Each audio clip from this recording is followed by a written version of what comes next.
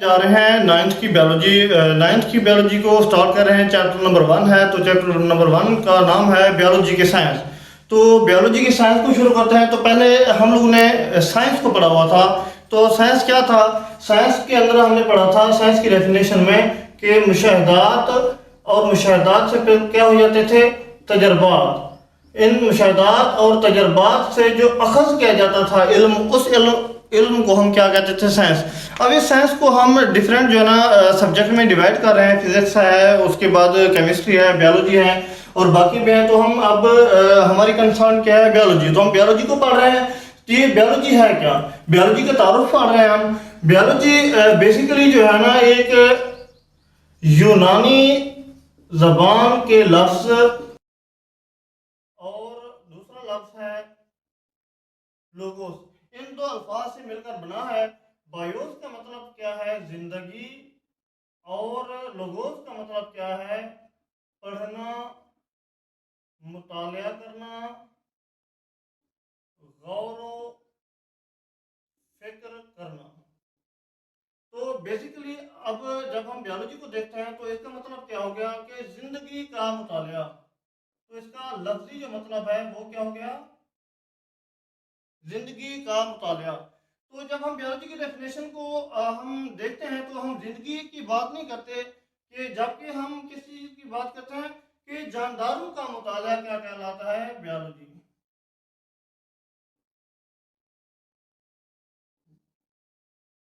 जानदारों का साइंसी मुतालिया क्या कहलाता है? उसको हम क्या कहते हैं? बायोलॉजी कहते हैं। भी अब लफ्ज जो जिंदगी है, बायोलॉजी का जो मेन कंसर्न है वो जिंदगी के ऊपर नहीं है। बायोलॉजिस्ट ये नहीं देखते कि जिंदगी क्या है।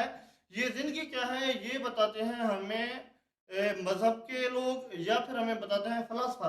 तो जो बायोलॉजिस्ट हैं उनका जो काम होता है वो ये बताते हैं कि ये जिंदगी किस तरह से काम कर रही है। तो बेसिकली ज़िंदगी है क्या? ज़िंदगी चंद खसूसियात का मजमूआ है। जिस चीज़ में वो खसूसियात मौजूद होंगी तो उस हम जान वो कहेंगे कि उसके अंदर ज़िंदगी है, वो जानदार है, जिंदा है। अगर उसमें वो खसूसियात नहीं होंगी तो हम क्या कहेंगे कि वो बेजान है।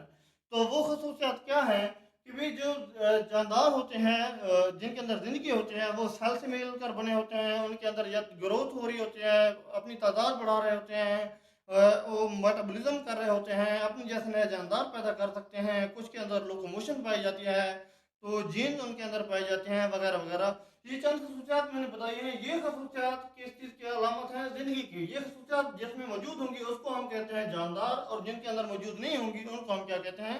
बेजान कहते हैं। तो जानदारों का बेसिकली हम क्या कहते हैं? साइंसी मुताला बायोलॉजी। तो क्योंकि बायोलॉजी भी एक वसी सब्जेक्ट है तो उसको फिर हम अपने पढ़ने समझने के लिए उसको मुख्तलिफ शोबों में क्या कर देते हैं? 3 शोबों में तकसीम कर देते हैं। तो जो पहला पहला शोबा है उसका नाम है जोलॉजी।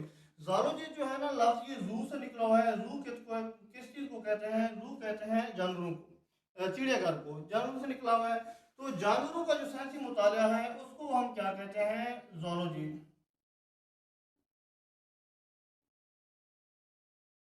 और उसके बाद बॉटनी है। बॉटनी के किस चीज को कहते हैं? भी पौधों का साइंसी मुतालिया क्या कहलाता है? भी बॉटनी। और माइक्रोबायोलॉजी क्या है? माइक्रोबायोलॉजी ये बायोलॉजी हो गया। और माइक्रो क्या कहते हैं? भी वो जानदार जो माइक्रो होते हैं। माइक्रो मीन जो आम आंख से नजर नहीं आते, जिनको देखने के लिए हम माइक्रो ऑर्गेनिज्म, जिनको देखने के लिए माइक्रोस्कोप इस्तेमाल करते हैं, खुर्दबीन को इस्तेमाल करते हैं, उन जानदारों को कहते हैं माइक्रो ऑर्गेनिज्म। जब माइक्रो ऑर्गेनिज्म का मुताला करते हैं तो उस बायोलॉजी के शाख को क्या कहते हैं?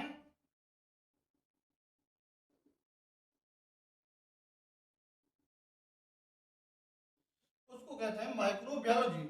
भी माइक्रो ऑर्गेनिज्म क्या होते हैं? वो जानदार होते हैं, उर्दू में इनको खुर्दबीन कहते हैं। वो जानदार जिनको हम आम आंख से नहीं देख सकते, जबकि क्या करते हैं भी उनको खुर्दबीन जानदार को देखने के लिए माइक्रोस्कोप का इस्तेमाल किया जाता है। वो क्या कहलाते हैं? बायोलॉजी के शोबे क्या कहते हैं? माइक्रोबायोलॉजी। तो इसके बाद आ जाते हैं हम बायोलॉजी की शाखों की तरफ। भी जोलॉजी, बॉटनी और माइक्रोबायोलॉजी भी मतलब वसी हैं। इनको मजीद समझने के लिए हम क्या करते हैं? मजीद इनको ब्रांचों में, मजीद शाखों में तकसीम कर देते हैं। तो जो पहली पहली शाख है वो क्या है? मॉर्फोलॉजी। मॉर्फोलॉजी किस चीज से निकला हुआ है? मार्फ से। मार्फ कहते हैं स्ट्रक्चर को, साख्त को।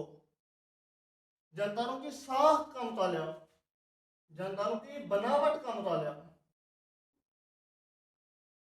बायोलॉजी के उस शास्त्र को हम क्या कहेंगे? मॉर्फोलॉजी। भी वो शास्त्र जिसके अंदर जानवरों की साख और बनावट का मुताला किया जाता है, उस शास्त्र को हम क्या कहते हैं? मॉर्फोलॉजी कहते हैं। जबकि अगर हम बात करें एनाटॉमी की, एनाटॉमी का दूसरा नाम क्या है? Internal morphology.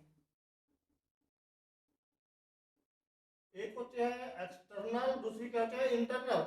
एक्सटर्नल जो बैरूनी बनावट रहती है, बैरूनी साख थी, उसका मुताला एक्सटर्नल होता है। जबकि इंटरनल मॉर्फोलॉजी या एनाटॉमी के अंदर क्या कहते हैं? जानदारों की अंदरूनी साख का मुताला करते हैं।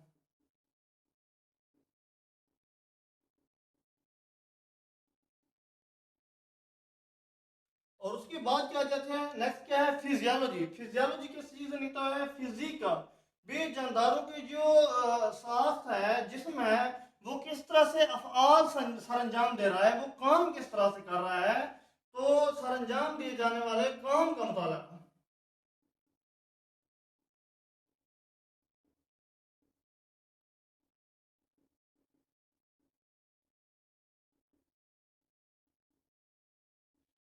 जानदारों के जिस्म के अंदर जो भी अफआल सरंजाम दिए जा रहे हैं, तो उनका मुताला किस में किया जाता है? फिजियोलॉजी के अंदर किया जाता है। जबकि आगे नेक्स्ट क्या है? हिस्टोलॉजी। हिस्टोलॉजी किससे निकला हुआ है? हिस्टोन से।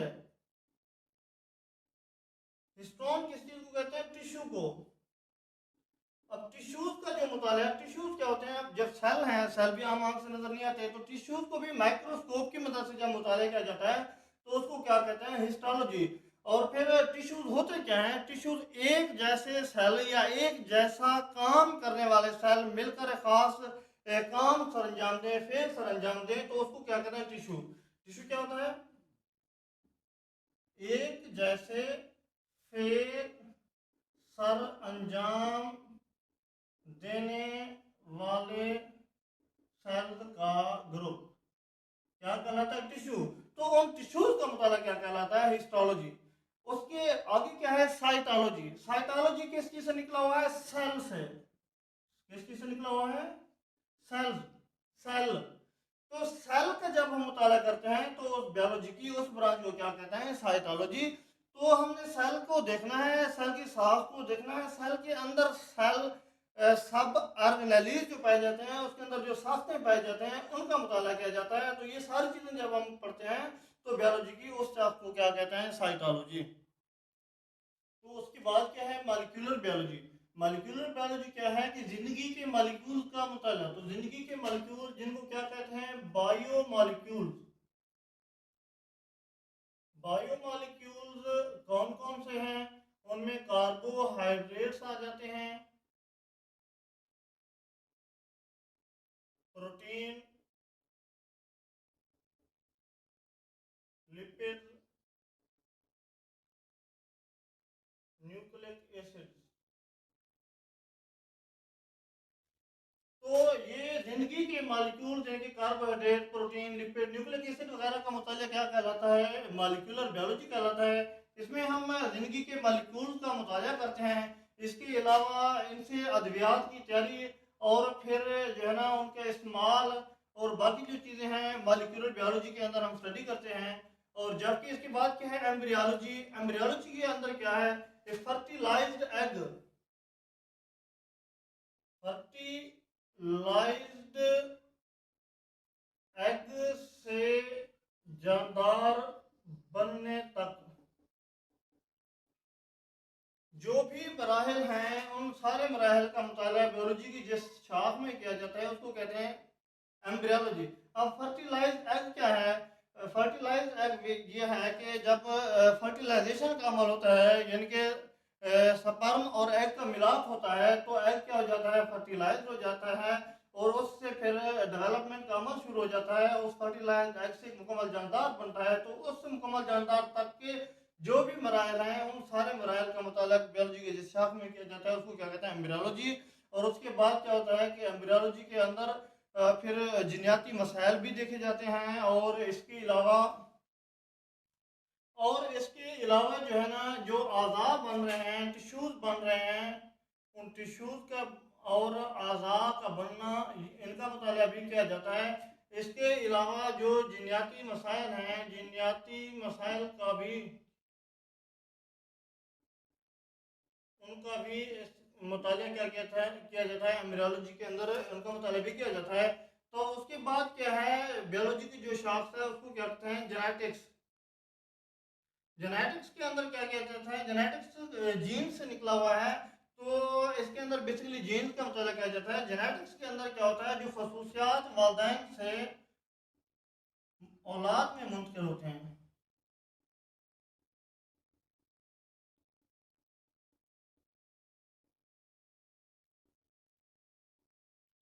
तो उन खसूसियात को क्या कहते हैं, विरासती खसूसियात। उनकी मुंतकली को क्या कहते हैं, विरासत। तो उन सारी चीज़ों का मुताला बायोलॉजी की जिस शास्त्र में किया जाता है उस शास्त्र को क्या कहते हैं, जेनेटिक्स।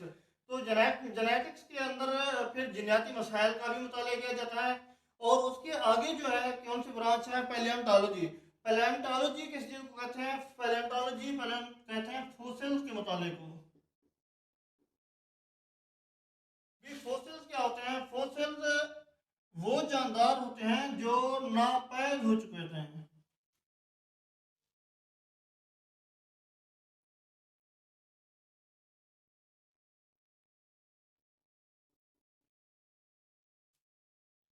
तो पैलेंटोलॉजी को हमने कहा है कि फॉसल्स का मुताला, और फॉसल क्या है, नापैद हो चुके जानदार, जो मतलब कि पहले तो ये जानदार मौजूद थे लेकिन अब उनका कोई भी फर्द मौजूद नहीं है, तो उन जानदार को क्या कहते हैं, नापैद हो चुके जानदार। और उनको के क्या कहते हैं भी, फॉसल्स का मुताला। तो उनके जो फॉसल्स मिलते हैं तो उनसे इर्तिकाई, पैलेंटोलॉजिस्ट इर्तिकाई तारीख का पता लगता है कि ये जानदार कितने पुराने थे और इनकी जिसामत वगैरह कैसी थी। उसके बाद आगे है, इसके आगे है टैक्सानोमी। टैक्सानोमी का जो लफ्ज़ है ये टैक्सा से निकला हुआ है। टैक्सा कहते हैं ग्रुप्स को और छोटे ग्रुप को।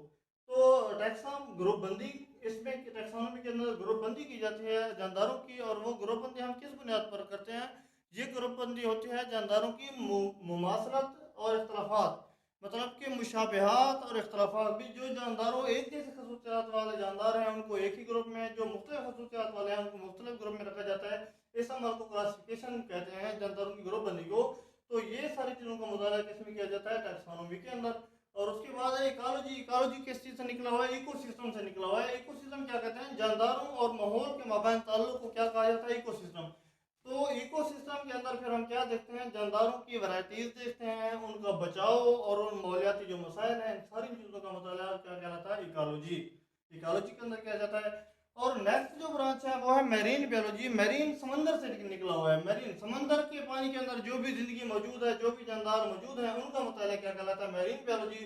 तो समुद्र में क्या हो जाता है अभी, जो जो भी वैरायटी मौजूद है, जो भी चीज़ मौजूद पहले से मौजूद है, उनको पढ़ना। और फिर अगर नई दरियाफ्त हो रही है तो उनको पढ़ना, अभी कौन सी दरियाफ्त हो रही है, और सारी चीज़ का तहफ़्फ़ुज़ वगैरह पढ़ना। ये सारी चीज़ें किस में आ जाती हैं, मैरीन बायोलॉजी के अंदर आ जाती हैं। और उसके बाद क्या है, पैथोलॉजी। पैथोलॉजी के अंदर, पैथोलॉजी पैथोजन से निकला हुआ है, मतलब बीमारियों से रिलेटेड है। भी बीमारियां हैं और ये बीमारियों को भी किस तरह से, सबब क्या है और किस तरह से बन रही हैं, किस वजह से, और उनके असरात क्या हो रहे हैं, ये सारी चीज़ें हम किस में पढ़ रहे हैं, बायोलॉजी की। उससे आपको क्या कहते हैं, पैथोलॉजी कहते हैं। इससे हमें क्या चीज़ें मतलब रिलेटेड होती हैं, इससे हमें उसकी तशखीस का पता चलता है, इलाज का पता चलता है, रोकथाम हो जाती है, बीमारी से बचाव का तरीका मिलता है। उसके बाद क्या है, इम्यूनोलॉजी। इम्यूनोलॉजी निकलता हुआ है इम्यून सिस्टम से। इम्यून सिस्टम किस चीज़ को कहते हैं, मुदाफ़ाती निज़ाम को कहते हैं।